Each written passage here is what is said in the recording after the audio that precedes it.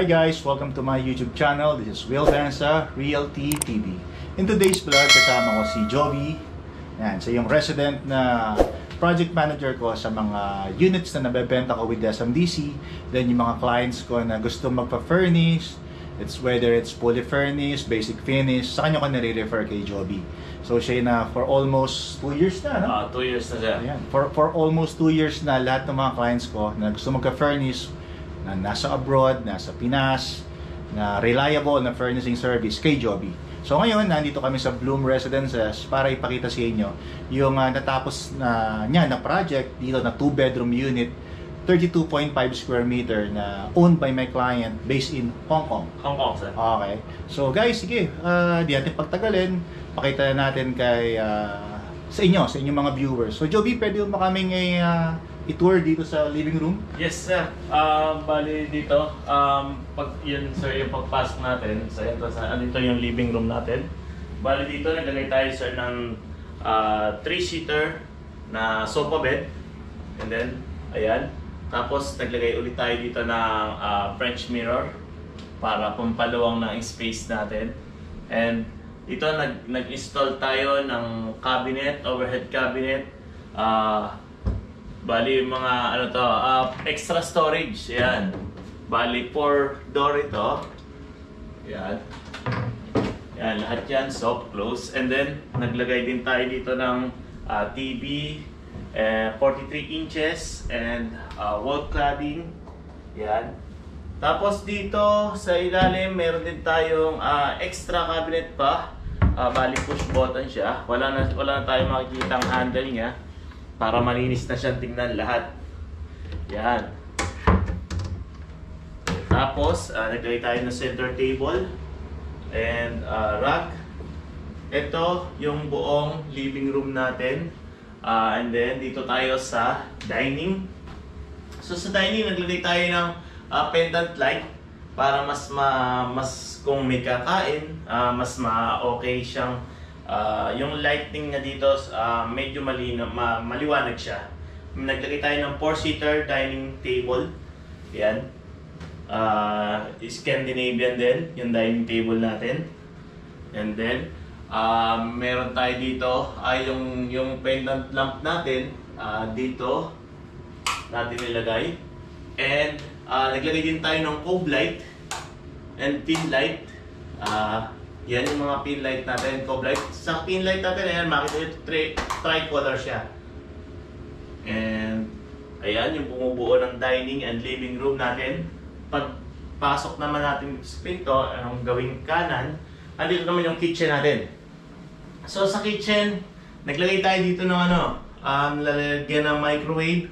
And then, kung may wine rack, kung mapansin nyo, may butas-butas siya. So sa owner, baka gusto niyang maglagay ng wine, and then extra storage. At dito, nag-backsplash tayo hanggang sa gilid na to. Yan, kung mapapansin nyo. Sa Bloom wala pa ito upon turnover, lahat ito wala. So lahat ito, customize namin ito, binild namin ito. Lahat ito sa pagka-turnover ng Bloom, wala itong mga cabinet na to. Bali, ito lang yung turnover ng Bloom. Yung sink lang na to, and then itong cabinet na to sa ilalim. Tapos, naglagay tayo dito ng extra storage ulit na may exhaust. Ayan, range hood. Yan, pag nagluluto tayo, dyan din yung mga ilaw. Okay, working siya. Naglagay tayo ng range hood, and then yung kalan niya, oven na may 2 burners ibabaw. So, ayan. Naglagay tayo din ng ganyan. And then, dito naman yung CR. Tingnan nyo yung CR natin kung anong ginawa natin dito. Sa CR, ayan, naglagay tayo ng shower heater, shower glass enclosure. Ayan. And then, towel rack. And, syempre, extra cabinet, extra storage. Ayan, mga patungan ng tuwalya, sabon. And then, washing. Full automatic washing machine. Ayan. Kompleto na yan, kasama na sa package namin yan. So yan, dito tayo sa master bedroom. Ito yung master bedroom natin.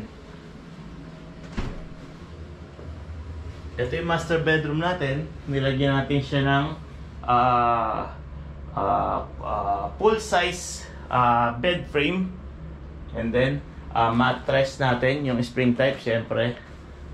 And dito sa ilalim ng bed natin, meron siyang cabinet, extra storage again, guys.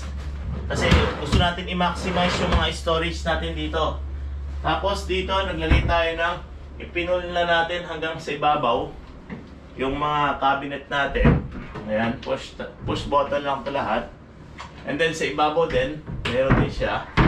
Well, yun naman yung nasa ibabaw, pwede din paglagyan ng mga kung ano, unan. Dito may naglagay din tayo sa taas ng extra storage pa din, cabinets. And then nag-install tayo ng split type aircon, inverter. Yan. 1 horsepower ito. Sa Bloom, 1 horsepower yung room niya. And then, naglagay tayo ng wall frame. And then accent, konting accent na yellow para mag-match sa ano niya, sa Scandinavian namin. And then dito sa kabila naman, yung isa pang bedroom niya. Yung pangalawang bedroom niya, medyo maliit lang to, guys. Kaya nag-come up kami sa single bed lang. And then dito may single bed. Meron pa rin siyang drawer. Ayan, extra storage pa din. And then naglagay tayo dito ng side table. Ayan, mga customized din natin side table na yan. Ayan, kung mapapansin nyo. Tapos, naglagay tayo dito ng 1.5 horsepower na window type. Inverter din siya.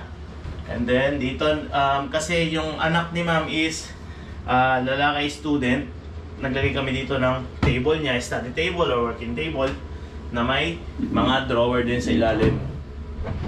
Yan, kung mapapansin nyo. Tapos, meron siyang round mirror dyan na malaki. Meron din siyang pin light dito na po pwedeng gamitin. And meron siyang cabinet. Yan, sa cabinet niya, yan, makikita nyo, madami ding storage. And then, pwedeng mag-hang ng clothes. Ayan, maluwang din siya. So, minaximize namin yung room na to, na walang dull space talaga. Lahat, ginawa namin ng cabinet. Ayan guys, yun yung buong video nitong Bloom Residences, and thank you Joby, yes, sir, for showing itong recently na natapos yung project. I know maraming mga owners dito sa Bloom Residences na may question about about furnishing service, about the ano yung cost, no? Ano yung mga appliances and furnitures na babagay. So, yan, matutulungan kayo ni Joby, no? Highly recommended. So, Joby, paano ka bang mako-contact ng mga clients, and ano pa ba yung mga ibang services mo? Well, sir, dito, katulad ng unit na to na ginawa natin, si owner, gagamitin niya to sa glit lang, and then ipaparent niya. So, pwede natin si owner i-assist sa rentals ng unit na to. And kung may iba pa siyang kailangan, pwede natin, sir, may after service pa naman tayong mga ganun. Guys, huwag niyong kakalimutang mag-subscribe sa aking channel. It's Will Benza Realty TV for more SMDC updates, mga construction, mga project updates, mga tips about real estate. Please subscribe to my YouTube channel and follow us sa Facebook and Instagram. Again guys, thank you so much for watching, and see you on the next video. Bye!